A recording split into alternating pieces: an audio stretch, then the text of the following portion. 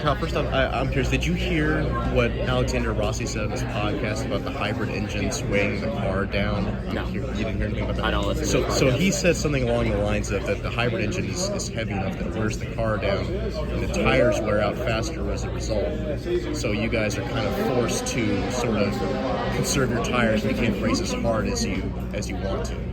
Is there truth to that? Yes and no. It depends where you're talking about. They obviously changed the tire to match what the car weight is now, so Firestone's compensated for that. So I've been asked that question a few times now. It's like, oh, well, you guys aren't pushing as hard. And I'm like, what are you talking about? No, we're pushing as hard as we ever have, if not harder. Might not look like it in the car, but we are. You're pushing as hard as maybe Rossi isn't. Maybe he should. Yeah. I don't know. I don't. It depends. It depends what tire you have, right? If you know you're going to deg the tire, then of course you can't push as hard. But it doesn't matter if the car weighs 100 pounds or 5,000 pounds. It's just common sense and physics. You're also one of, I know we're only 4 races in, but you're also the only person who has the honor of being the race winner that's not Alex Palou.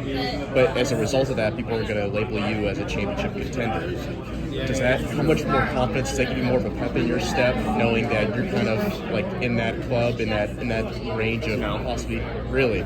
I mean, we beat him in 1 race. I mean, we're obviously still racing for a championship here, and I'm part of a club that the only driver that's beat him, but that's also just a product of he's really, really hard to beat, right? And that doesn't change for me because I beat him in 1 race.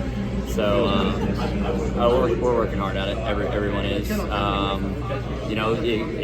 I'd say it's typical of Palou to have really good starts to the year, and then it kind of tapers off from there, especially when we get through the ovals and whatnot. So it's just this year it's been so clean for him. Last year he was just as strong last year, except this year they executed perfectly and they're able to come away with 3 wins in a second. So they've been in a fortunate, very, very fortunate position at this time. But I think as the year progresses, I think that will start to change. How critical is it, momentum-wise, to get through this weekend without any issues? To be prepared for the Indy 500? I don't think it plays any factor. Of course, you want momentum. Of course, you want to come out every weekend strong and kind of roll into the next better, but you also have to take a reset. You're always just focused on the weekend that's in front of you. So it's more just like your mental state coming out of a weekend for Monday, Tuesday, but once you get back in the car, you forget about it. So, and that's the way you have to look at these races. So it doesn't play any factor into the 500 because it's a completely different car, completely different build, completely different style of racing. So even though we're on the same section of pavement here, it doesn't add up.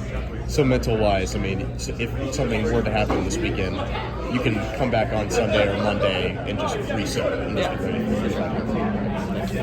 Well, I think that's all I got, Kyle. Okay. Thank you for your time. Jared Haas with Frontstretch.com. Come back soon for more great racing videos. And if you like us, make sure to hit that subscribe button.